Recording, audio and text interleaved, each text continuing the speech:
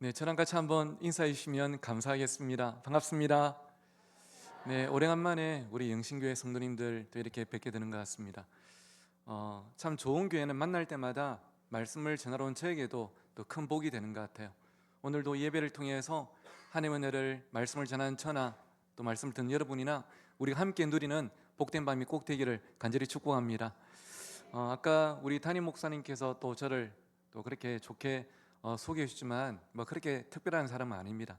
하지만 또 김상호 목사님이란 제가 워낙 성격이 좀 내성적이다 보니까 아무한테나 제가 형님이라고 그렇게 부르진 않는데 제가 특별히 늘 형님 하면서 또 묻기도 하고 기대기도 하는 담임 목사님 부르셔서 또 이렇게 만나게 되었는데요.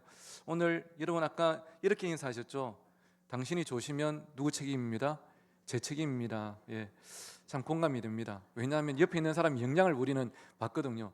옆에 있는 사람이 졸면 나도 졸게 돼 있고 옆에 있는 사람이 은혜 받으면 나도 은혜 받게 돼 있더라고요. 그래서 여러분 죄송하지만 한 번만 더 옆에 계신 분 이렇게 인사해 주실까요? 저를 따라하시면 됩니다.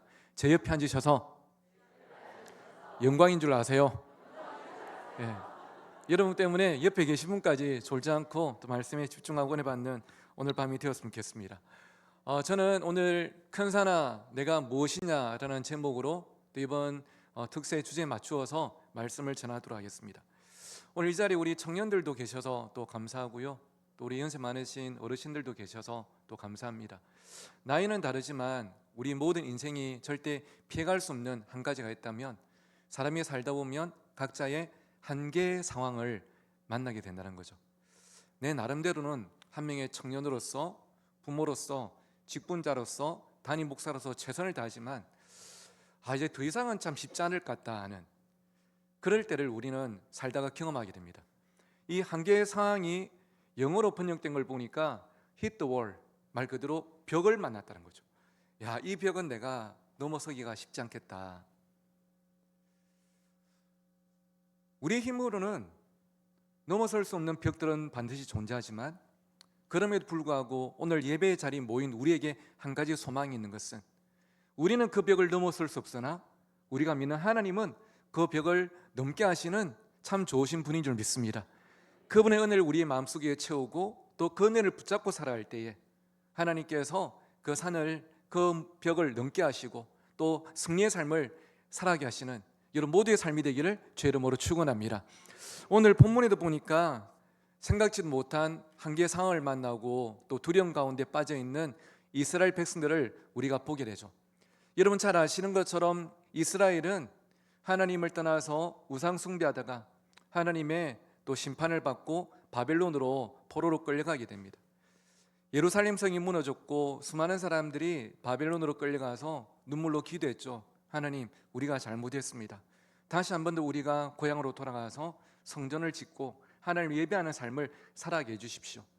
하나님께서는 그들의 기도를 들으셨고 바사를 통해서 고레 소왕을 통해서 이 이스라엘 공동체를 다시 예루살렘으로 돌아오게 하셨습니다. 그런데 돌아와 보니까 현실이 너무나 처참한 거예요. 와 보니까 성전이 완전히 무너졌고 자기들이 뭔가 할 수 있는 게 아무것도 없는 거죠. 그래도 우리가 예전에도 아무것도 없었지만 하나님을 예배할 때 우리는 다시 일어설 수 있음을 기억하면서 그들이 성전을 짓기 시작합니다. 성전 건축이라는 꿈이 생겼어요. 우리 각자에게도 꿈이 있습니다. 한 명의 청년으로서, 부모로서, 목회자로서 꿈이 있습니다. 그런데 이 이스라엘 백성들이 꿈은 있지만 이 꿈을 이루기에는 너무나 벅찬 hit the wall, 한계의 상황을 만나버렸는데 저는 세 가지로 그 이유를 정리해봤습니다. 첫 번째는 성전을 건축하려고 하는데 어떤 어려움이 있었다고요? 재정적인 어려움이 있었어요. 오랫동안 바벨론에서 포로 생활하다가 돌아왔다 보니까 성전을 지으려고 하면 자재를 사야 되고 일을 해야 되는데 이것을 이룰 만한 재정적인 능력이 아무도 없는 거예요. 우리도 자녀들 잘 키우고 싶고 나도 하나님께 쓰임 받고 싶지만 재정적인 어려움이 우리 가정 가운데 있다 보니까 그것을 할 수 없는 그럴 때가 있지 않습니까? 두 번째가 뭐냐면 주변 국가들의 방해였습니다. 역사를 보니까 이 이스라엘이 성전을 중심으로 똘똘 뭉치면 주변에 있는 우리에게 큰 위협이 된다는 것을 이방 국가들이 잘 알고 성전을 지으려고 하는 이 이스라엘 공동체를 엄청나게 힘들게 했습니다. 와서 조롱하기도 하고요. 또 물리적으로 또 방해하기도 했습니다. 꿈은 있는데 주변에서 힘들게 하니까 이게 앞으로 못 나갈 때가 있는 거죠.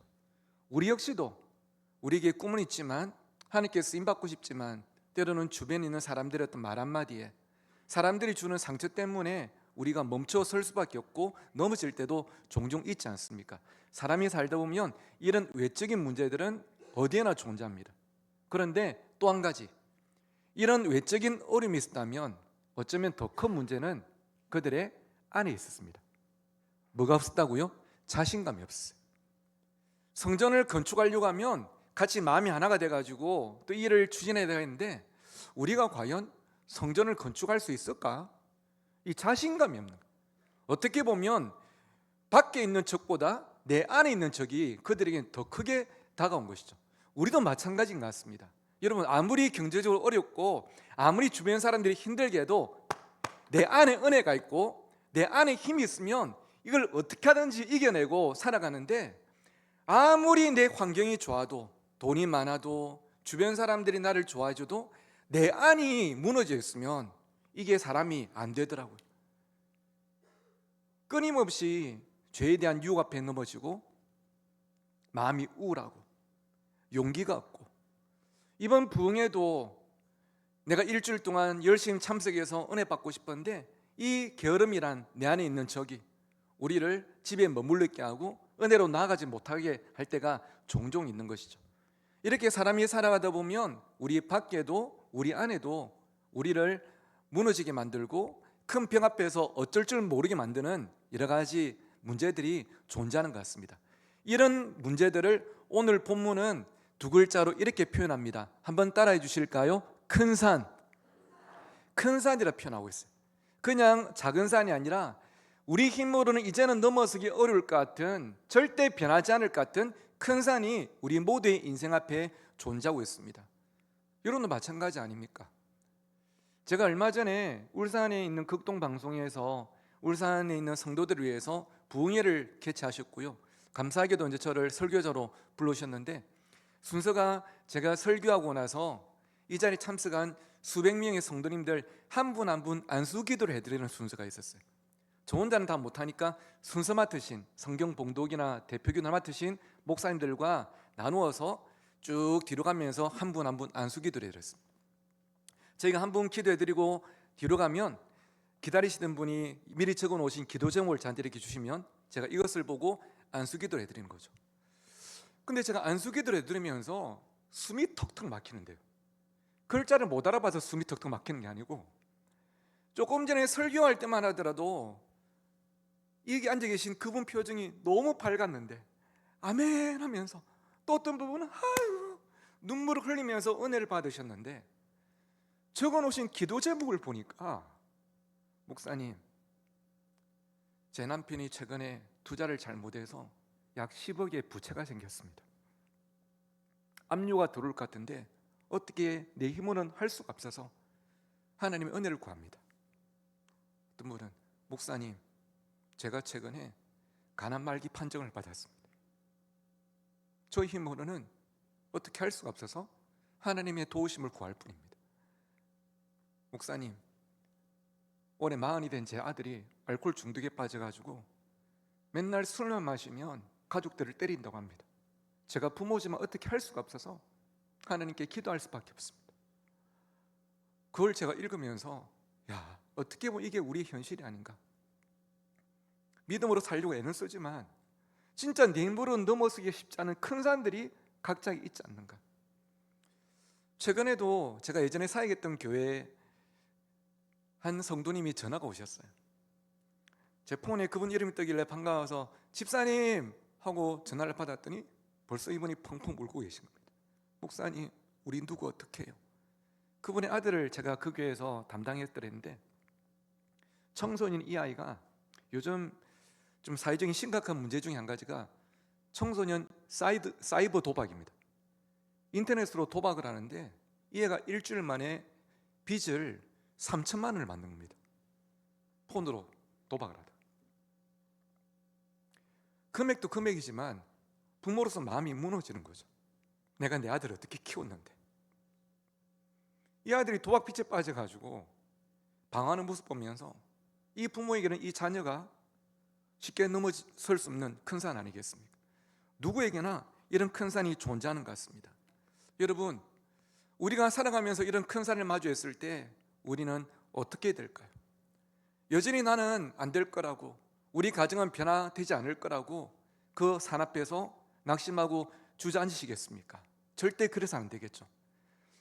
우리가 어떤 큰 산을 만난다 할지라도 그 산을 넘어서게 하시는 하나님의 은혜가 분명히 있기 때문에 우리는 그 은혜를 붙잡고 다시 한 번 더 믿음으로 살아가는 우리 모든 영신교회 성도들이 되어야 할 줄 믿습니다. 오늘 본문에 있는 이스라엘 공동체에게 하나님께서 그 은혜를 허락해 주셨어요. 스룹바벨, 이스라엘의 지도자가 어떻게 하든 백성들과 함께 성전 건축을 하고 싶지만 이 큰 산처럼 느껴지는 성전 건축 앞에서 낙심하고 좌절할 때 하나님의 말씀이 그에게 찾아오셨어요. 하나님의 말씀이 이스라엘 공동체에 임재하셨습니다. 여러분, 우리를 다시 일어나게 하는 힘은 다른 것이 아니라 바로 하나님의 말씀인 줄 믿습니다. 그 말씀이 우리 가정 가운데, 우리 교회 가운데, 우리 각자 가운데 찾아오시고 우리를 만나 주실 때 우리는 그 말씀을 통해서 다시 힘을 얻고 일어날 수가 있는 것이죠. 오늘 주신 그 말씀이 무엇입니까? 화면에 있는 7절 말씀 우리 함께 한 번 더 읽어보겠습니다. 시작. 큰 산아 내가 무엇이냐? 내가 스룹바벨 앞에서 평지가 되리라. 아멘. 하나님께서 스가랴를 통해 이스라엘 공동체에 주신 말씀이 큰 산아 네가 무엇이냐? 네가 무엇이냐? 이 표현이 원어에 보면 한글로 표현하면 이런 어떤 의미입니다. 큰 산아 네까짓 게 무엇이냐? 하나님 입장에서 보실 때는 그 큰 산이 아무것도 아닌 거예요. 우리가 바라볼 때는 그 큰 산이 너무나 높게 보이지만 하나님 입장에서는 큰 산이든 작은 산이든 그렇게 큰 차이가 없는 거죠. 큰 산아 네가 무엇이냐? 네가 믿음의 사람 스룹바벨 앞에서, 하나님의 사람 스룹바벨 앞에서 무엇이 되리라? 평지가 되리라. 우리 영신교회 표도 큰 산아 너는 무엇이 될지어다? 평지가 될지어다. 여러분께서 하나님의 말씀을 붙잡을 때에 여러분 가정과 교회 앞에 존재하는 모든 큰 산들이 평지가 되어지기를 주의 이름으로 축원합니다. 저도 목회하다 보면요, 보석같이 참 귀한 성도님들을 만났음에도 불구하고 김보승이라는 목사가 부족하다 보니까 참 목회 어려움들을 경험할 때가 가끔씩 있습니다. 오늘도 담임 목사님 만나자마자 형님 참 때로는 쉽지가 않습니다. 참 저희 마음을 내놓고 이야기를 했지만 그럴 때마다 저는 오늘 이 말씀을 펴니다. 스가랴 4장 7절 말씀. 큰 산아 네가 무엇이냐? 네가 하나님의 사람 김보성 앞에서 평지가 되리라. 딱 이렇게 외치고 나면 문제가 바로 사라지는 것은 아닙니다. 여전히 그 문제는 자리 잡고 있지만 여러분 마음이 달라져. 마치 3살짜리 아기가 바라보는 세상의 시선이랑 이 아기가 아빠 어깨 위에 무등을 타고 바라보는 세상이랑 높이가 다른 것처럼 내 혼자 힘을 할 때는 이 산을 절대 넘지 못할 것 같았는데 하나님의 품에 안기고 다시 바라보니까 다르게 보이는 거예요. 그게 하나님 믿는 사람, 하나님의 자녀의 복이 아니겠습니까? 여러분, 오늘 이 집회 고난주간 일주일 부흥회를 마치고 여러분의 가정과 직장과 현실로 돌아가면 하루아침에 세상이 갑자기 바뀌진 않을 겁니다. 하지만 저는 믿습니다. 여러분을 품에 안으신 그분의 어깨 위에 여러분을 태우신 하나님께서 여러분을 그 큰 산을 넘어설 수 있는 그 힘과 능력을 반드시 허락해 주실 줄 믿습니다. 여러분 한번 따라 하실까요? 큰 산아 네가 무엇이냐? 네가 내 앞에서 평지가 되리라. 할렐루야. 이번 한 주를 보내시면서도 여러분 십자가가 이 큰 산을 넘어서게 하는 능력 아닙니까? 십자가가 무엇입니까? 죽음이었는데 생명이 꽃피어난 곳이 바로 십자가입니다. 예수님께서 십자가에 매달려 죽으셨는데 그분은 그 십자가를 통해서 살아나셨고요, 죽었던 우리도 살리신 것이 바로 십자가입니다. 그 십자가를 믿는 사람이라면 이번 고난 중간을 한 주 함께 보내시면서 그 큰 산을 향해서 담대히 외칠 수가 있는 것이죠. 왜냐하면 내 안에 부활의 그 생명의 능력이 있음을 믿기 때문입니다. 큰 산아, 네가 무엇이냐? 네가 내 앞에서 평지가 되리라. 근데 여러분, 큰 산이 평지가 되는 그 변화 은혜는 그냥 나의 어떤 호기로만 되는 것은 아니겠죠. 그냥 고함 크게 지른다고 되는 것이 아니라 하나님의 그 함께 하신 은혜가 반드시 필요한 것 아니겠습니까? 그래서 오늘 보면 6절에도 이렇게 말씀하셨죠. 만군의 여호와께서 말씀하시되 이는 성전 건축이라는 너희들이 꿈을 이룬다는 이것은 너희들의 힘으로 되지 않고 너희들의 능력으로 되지 않고 오직 무엇으로 된다고요? 나의 영으로 되느니라. 오직 하나님의 영 성령으로만 가능하다. 아무리 우리가 돈이 많고 아무리 사람들이 마음을 모은다 하더라도 성령께서 함께하지 않는 그 일은요, 한계를 만날 수밖에 없어요.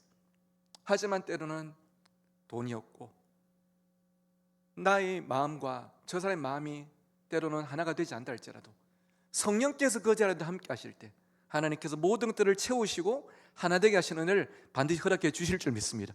그래서 여러분, 우리에게는요 역설적으로 뭔가를 하려고 할 때 나에게서 힘을 빼는 과정이 필요한 겁니다.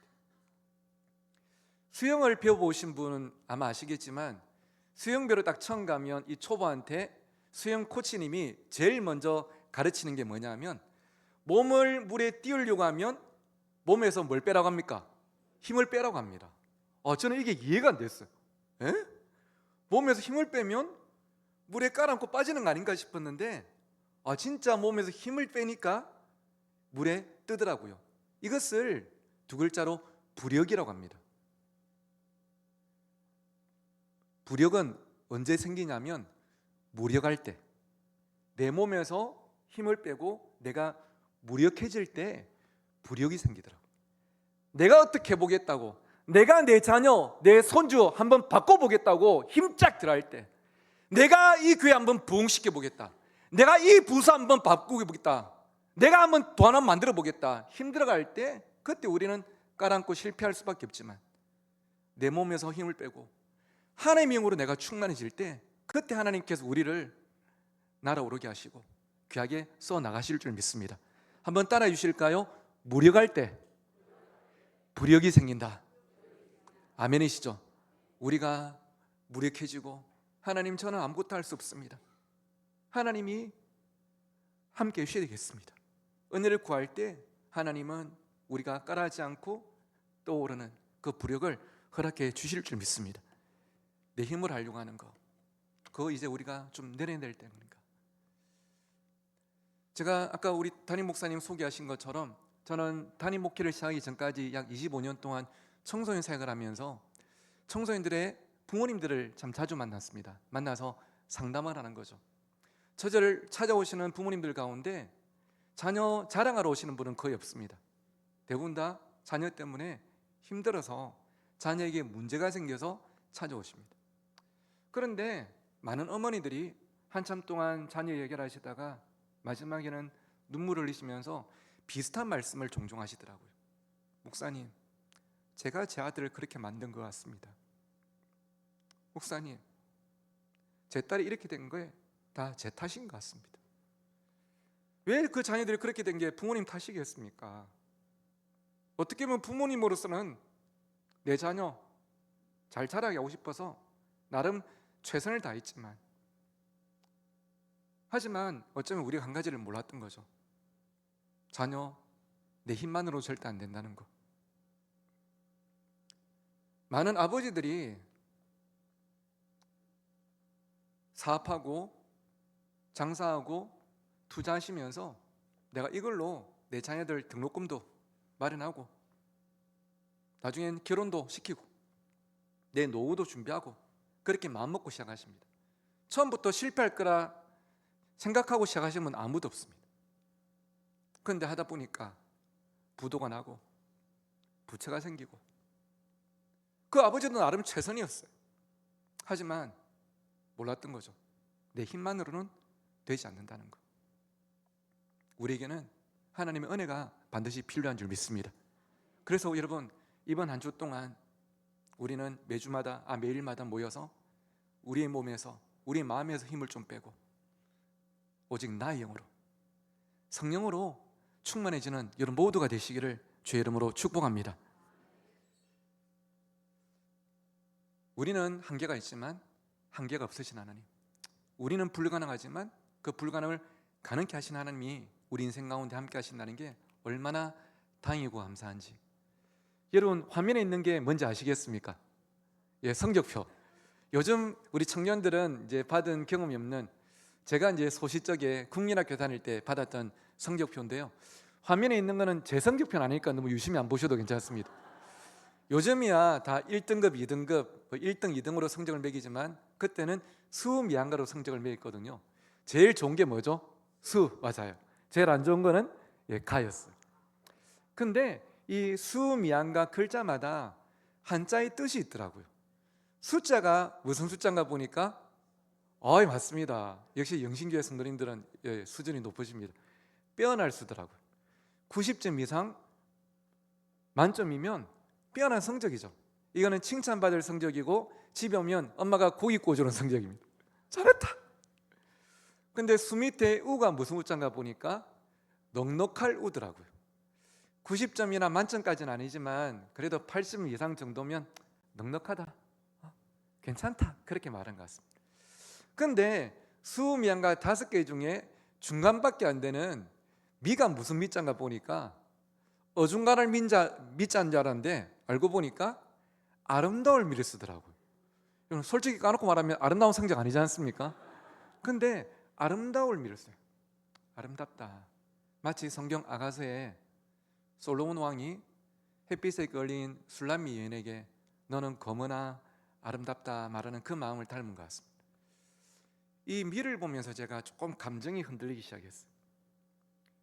미 밑에 있는 양이 무슨 양자인가 보니까 좋을 양을 쓰더라고요. 사실 안 좋은 성적인데 근데도 여전히 좋다 말합니다. 제가 가장 좀 가슴이 울컥했던 게 제일 밑에는 가였어요.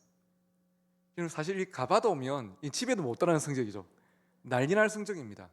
실패고 불가능해요. 근데 가가 무슨 가자인가 보니까 가능할 가를 쓰더라고요. 불가능인데 가능하다 말합니다. 괜찮다, 다시 시작하면 된다, 그렇게 말한 것 같습니다.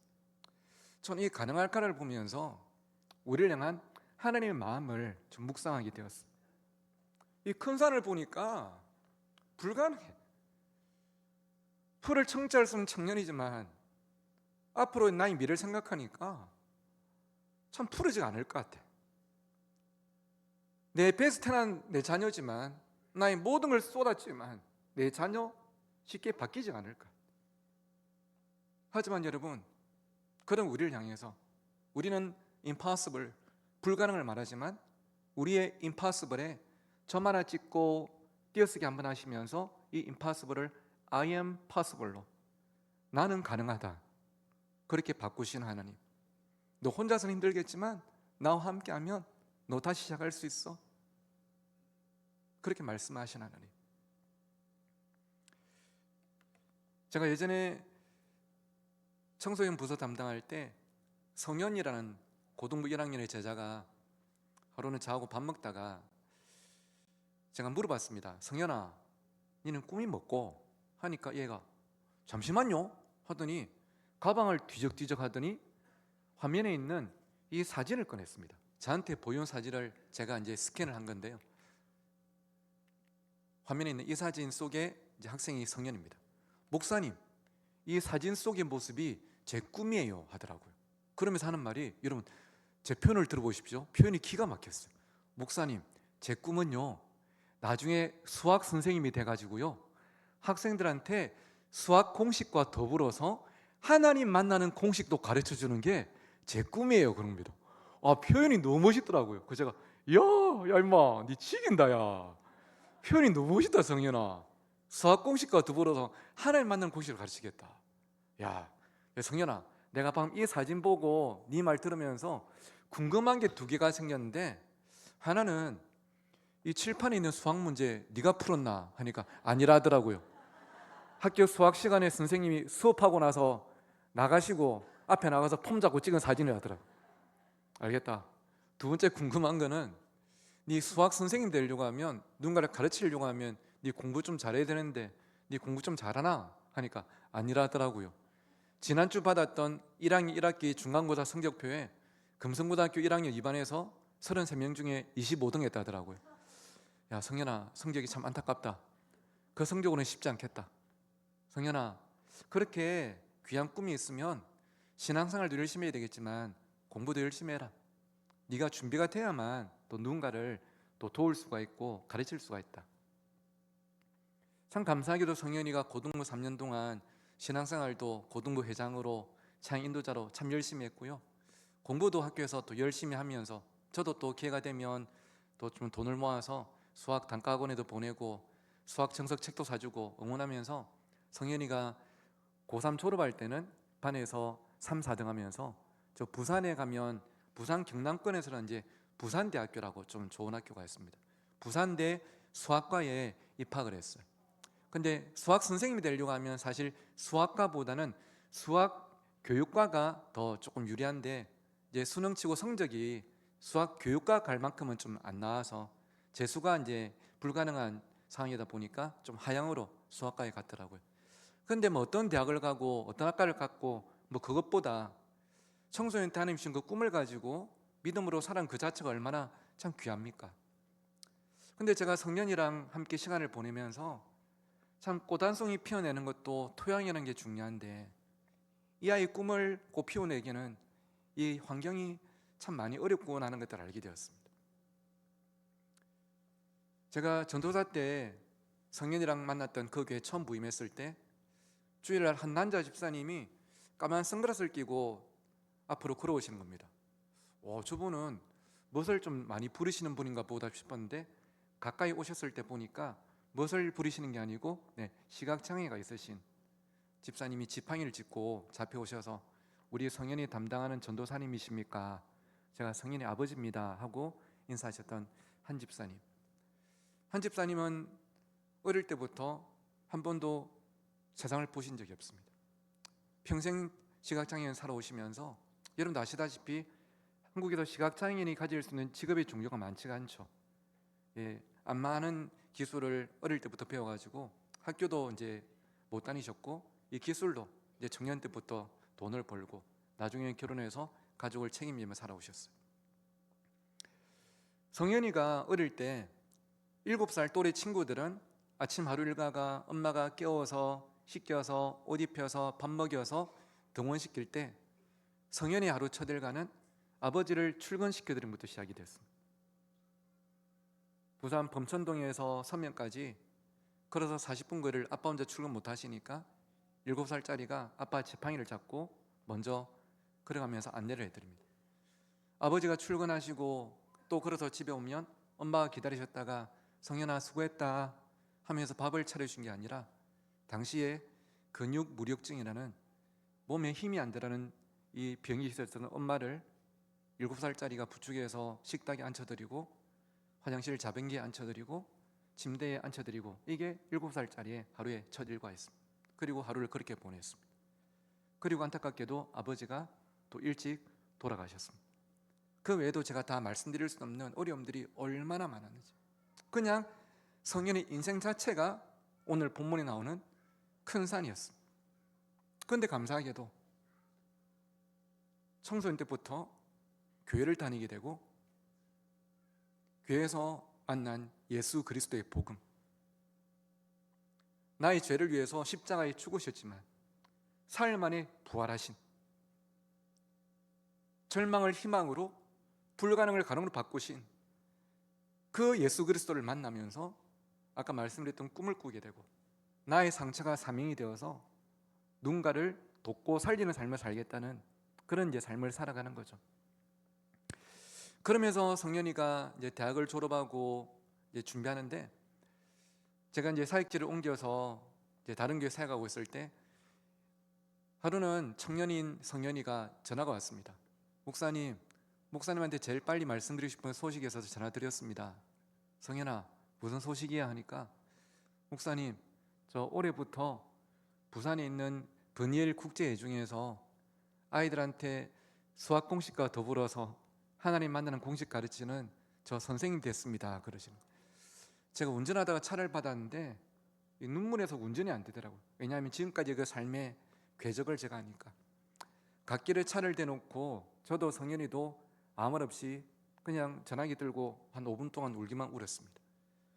그리고 제가 5분 뒤에 성현아 축하한다 하니까 하는 말이 목사님, 근데 저 기간제예요. 아직 임용고시 합격이 안 돼가지고 1년 계약으로 기간제로 시작해요. 성현아, 그게 뭐가 중요하냐?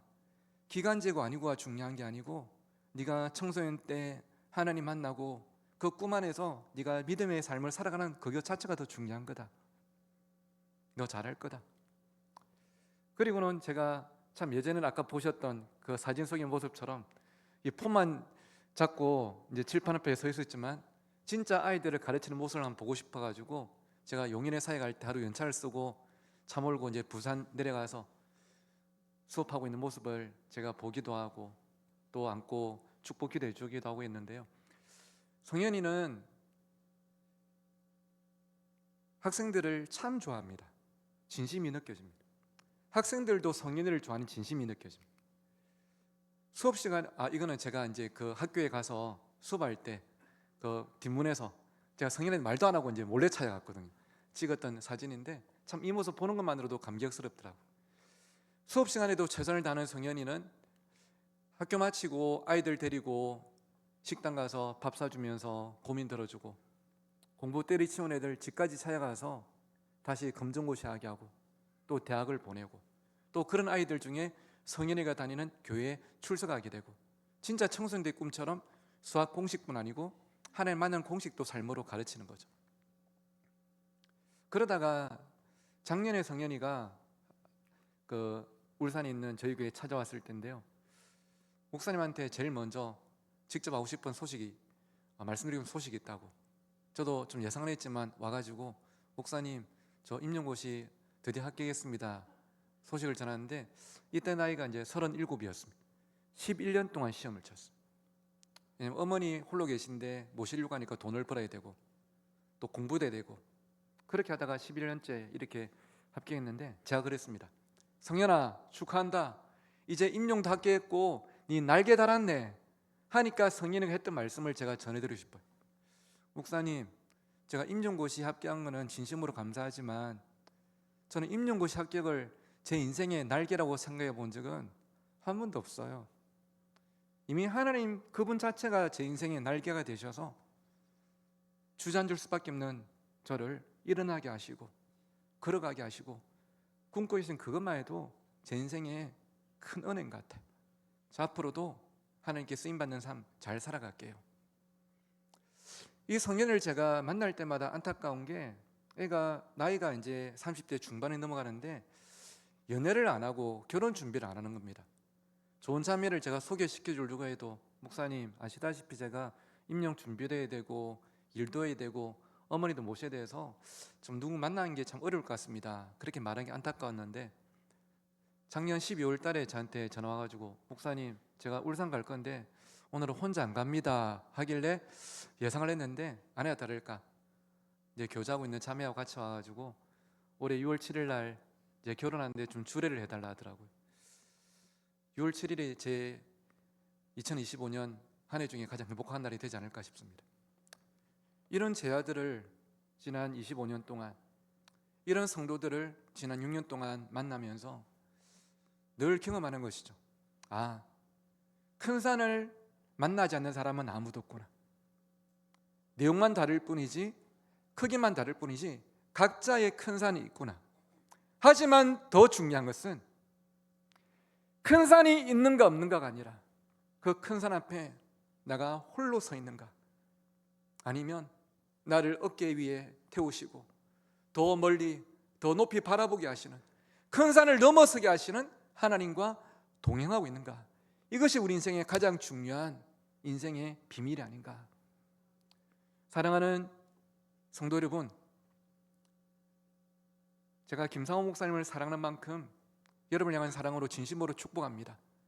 앞으로도 큰 산을 만날 수밖에 없는 게 우리의 인생이지만 그 큰 산 앞에서 또 낙심하고 좌절한 것이 아니라 오늘 말씀처럼 큰 산아 네가 무엇이냐, 네가 내 앞에서 평지가 되리라 믿음으로 선포하면서 그 큰 산을 넘어선 여러분의 삶이 누군가에게는 복음이 되고 힘이 되고 위로가 되는 귀한 믿음의 삶이 되시기를 주의 이름으로 축원합니다. 하나님께서 여러분과 반드시 함께 하실 줄 믿습니다. 이 시간 우리 함께 찬양하고 기도하면서 나갔으면 좋겠는데요, 오늘 말씀을 준비하고 어떤 곡을 함께 좀 부를까 고민하다가 주가 일하시네라는 곡이 생각이 났습니다. 때로는 내 나름대로는 최선을 다했지만 손에 쥔 것이 아무것도 없는 것 같고 빈들을 지난 것 같을 때 주님은 여전히 살아계셔서 우리의 삶 가운데 일하고 계심을, 그때는 내가 포기할 때가 아니라 하나님을 바라보고 기도할 때임을 우리 함께 기억하면서 함께 찬양하고 기도하도록 하겠습니다.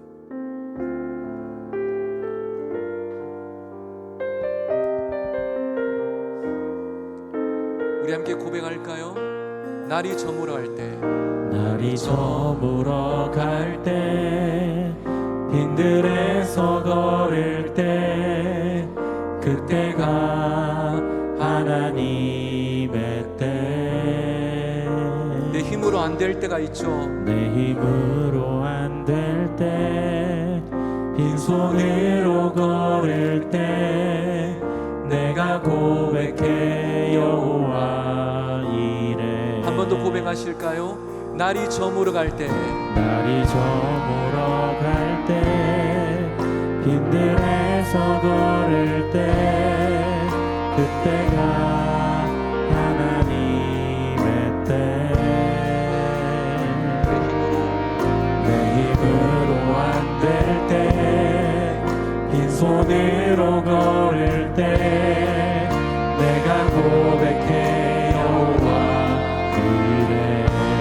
주가 일하시네, 주가 일하시네, 주가 일하시네, 주께 아끼지 않는 자에게 주가 일하실 것입니다. 주가 일하시네, 주가 일하시네, 신뢰하며 걷는 자에게. 우리 모인 이곳에 주님이 함께 하십니다. 주님 함께 계시네, 누리네 아버지를 내. 적은 떡과 물고기, 적은 떡과 물고기, 내 모든 걸 드릴 때 모두 고백해 여호와. 우리 믿음으로 고백합시다.